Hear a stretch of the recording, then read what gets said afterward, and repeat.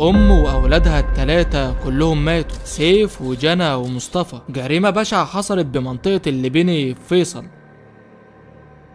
سيف عنده 13 سنة وجنى 11 ومصطفى 6، وأمهم ست منتقبة اسمها زيزي من محافظة المنوفية، وجوزها اسمه حمادة بيشتغل فرد أمن وعنده 39 سنة، وزيزي كمان كانت بتشتغل علشان تساعد جوزها. ساكنين في منطقة اسمها منشية البكاري في فيصل. كانوا عايشين حياتهم عادي، وكان بيحصل اختلافات زي اللي بتحصل في أي بيت لحد يوم 4/10 حصلت مشكلة بينهم، وزيزي قررت إنها تاخد عيالها وتسيب البيت، وحمادة طلع وراح شغله، ولما رجع لقاهم مش موجودين. قال يمكن راحت عند أهلها، وبعدها بيوم كلم اهلها في المنوفيه علشان يوصل لها، بس قالوا له انها ما جاتش اصلا، لا هي ولا عيالها. جوزها على طول طلع على اسم الهرم، عمل محضر بتغيب مراته واولاده الثلاثه، وفضل مستني لان مفيش اي حاجه يعملها بعد ما دور عليهم في كل مكان، لحد ما في يوم 20/10 في واحد دخل مستشفى القصر العيني وكان شايل واحده بتموت، وقال لهم دي مراتي وتعبانه جدا، الحقوها بسرعه. قالوا له اساميكم يا فندم، فقال لهم على اسماء مزيفه واختفى وما ظهرش تاني. وعلى طول اداره المستشفى بلغوا الشرطه وبداوا في التحريات، لان اللي قدامهم مجرد جثه وما يعرفوش عنها اي معلومات. وبعدها بكام يوم في توك توك دخل شارع محمود حربي في منطقه اللبيني، ووقف قدام عماره رقم 16. نزل من التوك توك راجل وشايل طفل مش في وعيه ورماه في مدخل العماره، وبعدين رجع واخد طفله تانية وحطها جنب الطفل الاولاني ومشي وكانه ما عملش حاجه. الاتنين دول للاسف كانوا جنى وسيف. جنى كان بنطلونها مفكوك وجسمها بينزف، وده اللي خلى كل الناس تقول ان البنت دي تم اغتصابها. وصاحب العماره اللي اسمه اسلام جمال الدين كان داخل العماره ولقاهم مرميين في المدخل عنده، فاتخض وقرب منهم علشان يشوف مالهم. لقى سيف قطع النفس وميت، انما جنى كان لسه فيها النفس. قرب منها اكتر وحاول يسالها انتوا مين ومين اللي عمل فيكوا كده؟ ما قالتلوش غير عايز ابويا وانا من منشيه البكاري، وقطعت النفس وماتت. وفي منشيه البكاري والدها حماده كان مبلغ عن تغيب مراته واولاده بصورهم، ولما الناس اتلمت عند مدخل العماره كان في سواق توك توك لما شافهم قال انا عارف العيال دي وابوهم، وفعلا طلع وراح لابوهم وجابه. والاب اول ما شافهم كان في حاله صدمه ومش مصدق ان دول عياله، واتجنن وبدا يسال عن ابنه التالت مصطفى يا ترى ايه اللي حصل له هو كمان، ومراته كمان فين، لدرجه انه دور عليهم في باقي مداخل العمارات اللي في الشارع. وساعتها الشرطه جت وبدات تحقق وتراجع الكاميرات، وكان في واحد شاهد واتكلم وشرح حاله البنت والولد لما اترموا في المدخل. ولما الشرطه سالت حماده عن مراته وعياله قال لهم انا مراتي اسمها زيزي وعندها 34 سنه، تغيبت عن البيت وعملت محضر في اسم الهرم، ومن ساعتها وانا ما اعرفش عنها او عن ولادها حاجه. الشرطه عملت تحرياتها وتتبعوا رقم زيزي، وعرفوا يحددوا ان تليفونها تم استخدامه في شقه في فيصل، ولقوا ان الشقه باسم احمد محمد، دكتور بيطري عنده 38 سنه وفاتح صيدليه بيطريه. وكمان الشرطه من خلال تحرياتها قدرت توصل لسواق التوك توك اللي رمى سيف وجنى، وجابوه فعلا وسالوه انت كنت في شارع محمود حربي بمنطقه اللبيني ووقفت قدام عماره رقم 16 وكان معاك واحد ونزل طفلين في مدخل العماره؟ سواق التوك توك قال لهم ايوه ده واحد اسمه رمضان، راجل في الخمسينات شغال في صيدليه بيطريه، وقال لي دول قرايب صاحب الصيدليه اللي انا شغال فيها ورايح بس اوصلهم لجدهم، وانا كنت فاكرهم نايمين وما فكرتش في حاجه. وفعلا الشرطه وصلت لرمضان اللي شغال في الصيدليه، وصاحب التوك توك اكد ان هو ده اللي كان معاه. ولما سالوه ايه اللي حصل قال لهم انا ما اعرفش حاجه، ده صاحب الصيدليه اللي اسمه احمد محمد قال لي خد العيال دي وسيبهم في العماره اللي في شارع محمود حربي. والشرطه على طول قبضت على احمد صاحب الصيدليه، وقالوا له ان الكاميرات جابت رمضان وصاحب التوك توك وهم بيرموا العيال في مدخل العماره، ورمضان اعترف انك انت اللي قلت له يعمل كده. وسالوه ايه علاقتك بالاولاد دول وامهم؟ احمد بدا يحكي عن علاقته بزيزي، وقال انها كانت بتعدي عليا علشان تاخد حاجات من الصيدليه، وكانوا بيتكلموا كتير لدرجه انه اعجب بيها وبالتزامها بنقابها. وفي وسط الكلام عرف انها متخانقه مع جوزها، وقال لها اتطلقي من جوزك انا معجب بيكي وعاوز اتجوزك. قالت له وقتها انا مش هسيب عيالي مهما حصل، وعلشان كنت معجب بيها وبحبها قلت لها ان هبقى زي ابوهم وما تقلقيش ولادك زي ولادي بالظبط. فقالت له انا هرجع لبيت اهلي في المنوفيه. رفض وقال لها ليه، اقعدي هنا هاجر لك شقه وهدفع لك ايجارها، ومن دلوقتي انا المسؤول عن مصاريفك ومصاريف عيالك. وافقت فعلا وراحت عاشت في الشقه اللي اجرها. بس هل ده دليل على وجود علاقه بينهم فعلا؟ احمد كمل كلامه وقال انا كنت مستناها ترفع قضيه على جوزها وتتطلق منه، بس اتفاجئت انها تعرف رجاله كتير غيري. طب هو في واحده بتخون جوزها او تعرف حد عليه هتمشي وتاخد عيالها معاه؟ ما تقول كلام يدخل العقل. المهم انه قال لهم لما عرفت انها بتخوني كنت عاوز اخلص منها واقتلها. طب هتخونك ازاي بس وانت اصلا مش جوزها؟ ولما سالوه قررت تخلص منها ازاي، قال لهم انا جبت عصير وحطيت فيه ماده كاويه ومهدئ، ودي كانت عباره عن سائل تنظيف بيطري مخلوط بعقار طبي علشان تاثيرها يتاخر شويه وتموت بالبطيء، وشربته لها ولما تاثيره اشتغل بدات تصرخ من الالم، وعلى طول شلتها وطلعت بقى على مستشفى القصر العيني لان ما كنتش عاوز جثتها تفضل في الشقه. وفي المستشفى قلت لهم دي مراتي وتعبانه واديتهم اسماء مزيفه، وبعدها رجعت البيت ولقيت عيالها بيسالوا عليها وبيقولوا فين ماما، قلت لهم انها راحت تزور تيتا وجده وراجعه كمان يومين. وفضلت طول اليومين بفكر هعمل ايه، لان الاطفال عارفين شكلي وعنواني وكل حاجه عني، ولو مشيتهم هيروحوا لابوهم وهيسالهم كنتوا فين وامكم مش معاكم ليه، واكيد وقتها هيقولوا له على اسمي وعنواني. علشان كده قررت ان لازم اخلص منهم. رحت وقلت لهم اجهزوا يلا علشان هنروح نتفسح دلوقتي، وطلعت بيهم على منطقه اسمها كفر غطوطي وشربتهم من نفس العصير اللي شربته لامهم. جانا وسيف شربوا العصير بس مصطفى الصغير مرضيش وقال لا العصير مش عاجبني، وبسبب تاثير المهدئ اللي في العصير جانا وسيف اعصابهم ثابت، فقعدتهم في جنينه في الكفر واخدت مصطفى وقلت له تعالى هجيب لك ايس كريم. مشيت معاه وانا بفكر هخلص منه ازاي لحد ما وصلت لترعه المنصوريه وفضلت ابص حواليا علشان اتاكد ان مفيش حد شايفني، ورميت مصطفى في الترعه وفضلت واقف لحد ما حركته وقفت وتاكدت فعلا انه مات. مشيت ورجعت لجانا وسيف لقيتهم لسه بيتألموا، اخدتهم ورجعت على الشقه، واول ما اتاكدت انهم ماتوا فعلا رنيت على رمضان اللي شغال عندي في الصيدليه وقلت له تعالى العيال دول تعبانين وعاوز اودهم لاهلهم. قال لي ساكنين فين؟ قلت له انهم ساكنين في شارع محمود حربي العماره رقم 16، واحمد قال في التحقيق ان سواق التوك توك ورمضان ما كانوش يعرفوا اي حاجه. كل ده كان اعتراف احمد محمد صاحب الصيدليه البيطريه والمتهم في قتل امه واولادها الثلاثه. تفتكر دي الحقيقه فعلا ولا لسه في سر ما ظهرش؟ الحقيقه ان زيزي بشهاده كل الناس اللي حواليها انسانه محترمه وكويسه جدا، ست حافظه القران ومنتقبه ومهتمه ببيتها وجوزها واولادها. الكل قال انها مستحيل تبقى خاينه او تمشي في سكه مش كويسه. والله ما ماشي البت دي ما فيها حاجه